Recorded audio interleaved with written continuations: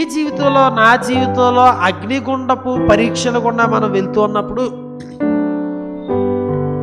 ఆరాధన విషయంలో నీ దేవునికి నీకు కలిగినటువంటి ఆ ఆధ్యాత్మిక జీవితము కాంప్రమైజ్ అయ్యేటువంటి పరిస్థితులు వచ్చినప్పుడు, అమ్మో నేను ఇది చెయ్యకపోతే అగ్నిగుండంలో పడిపోతానేమో, నేను చచ్చిపోతానేమో, నాకు ఇంకా భవిష్యత్తు ఉండదేమో, సమాజము నన్ను వెలివేస్తుందేమో, ఇక నాకు ఏమీ లేదేమో అనేటువంటి ఆ దుర్భర పరిస్థితి, అట్లాంటి క్రాస్ రోడ్స్కి నువ్వు వచ్చినప్పుడు ఎప్పుడు మర్చిపోకూడదు ఏంటంటే, వీళ్ళు అసలు అగ్నిగుండం ఎంత వేడిగా ఉంటుంది, అది ఏడింతలు వేడిగా చేసి ఆ క్రింద మనం చూస్తే ఏంటంటే, వీళ్ళని అగ్నిగుండంలోకి వేయడానికి మామూలు సైనికులు సరిపోరని చాలా బలమైనటువంటి సైనికులు ఏది తీసుకొచ్చారు.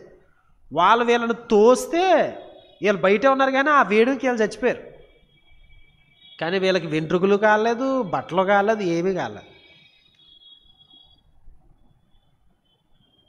అంత వేడివి 7 రెట్లు ఇంకా ఎక్కువ చేశారు వేడి, దగ్గరికి ఎవరో వెళ్ళలేని పరిస్థితి.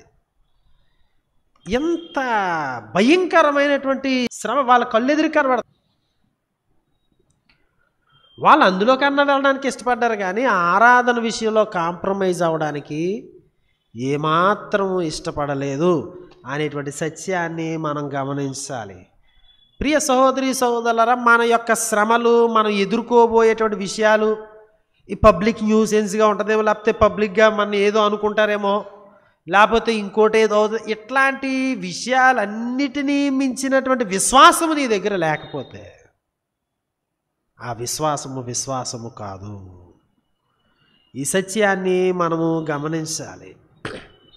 మనం ఏంటంటే మన ఆలోచనలు ఎట్లాంటి పరిస్థితులు రాబడికి, అగ్నిగుండం ఎంత వేడిగా ఉంటుందో మనం తట్టుకోగలమా, మనం ఇదవుతుందా, అగ్నిగుండం పరిస్థితి ఏంటి, ఇక మనం కళ్ళు మూసుకున్న అగ్నిగుండమే, కళ్ళు తెరిచినా అగ్నిగుండమే రండి.